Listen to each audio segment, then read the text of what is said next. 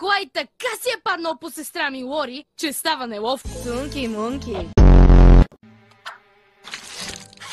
Това е дистанционно, което падна в тоалетната. Ето това, което ми стори. Лицето ми се чувства странно. Престани!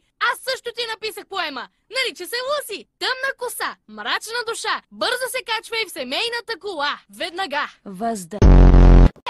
Вижте каква рокля си купих от мола. Абсолютно уникална. О, боже! Вижте каква рокля си купих от мола! О, от кога имаме огледало в хола? Не съм ти никакво огледало. Аз съм върни роклята. Какво? Не, ти върни твоята! И аз си имам протокол, който гласи: не обичам да акам в гърне. Реша. Линкълн. Лени, защо просто не върнеш роклята? Лори веднъж каза, че в синьо изглеждаш бледа. Хей, какво? Добре, само се успокой. Лори, защо ти не върнеш роклята? Лени каза, че в тъфта приличаш на Лелен Рут. А това кой го иска? Моля, какво? Какво ще кажете? Една прегръдка? Вече се прегърнахме. Сдобрихме се. Но ако тя смята, че аз приличам на Леля Рут, изобщо не сме се сдобрили. Ти обиди тена ми! Това вече е непростимо! Най-после схвана. О, напълно! Повярвайте ми! Когато Лин каже, че иска чистачки, докато говори с Лиса, или Лана каже, че Лола хърка като дядо, няма да се меся.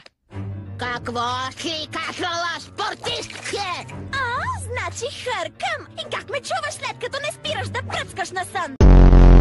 Линкольнович Шамниковски! Аз съм един размиенин ученик. Името ти го няма в списъка.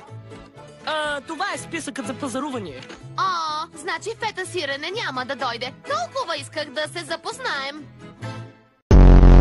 В мазето. Мазето! Да, в дъното, до изгорялата лампа, където умря змията на Лана. Какво правиш? Самохипноза! Може да се самоубедя, че виенският шницел има вкус на сладолет. И аз искам сладолет. Измисли си собствена система! Лиса, но какво става? Помоли да ме прехвърлят тук, защото злечката градина е пълна загуба на време. 2 момченца маймунки плюс 3 момиченца маймунки колко прави? Да ги преброим. 1 маймунка, 2 маймунки, 3 маймунки, 4 маймунки. Лети пица горе, 5 са! Лиса, изглеждаш малко изнервена. Нека да поспим. Нямам време. Още малко и ще открия лекарство за стрептококов фарингит, иначе казано възпалено гърло на прост език.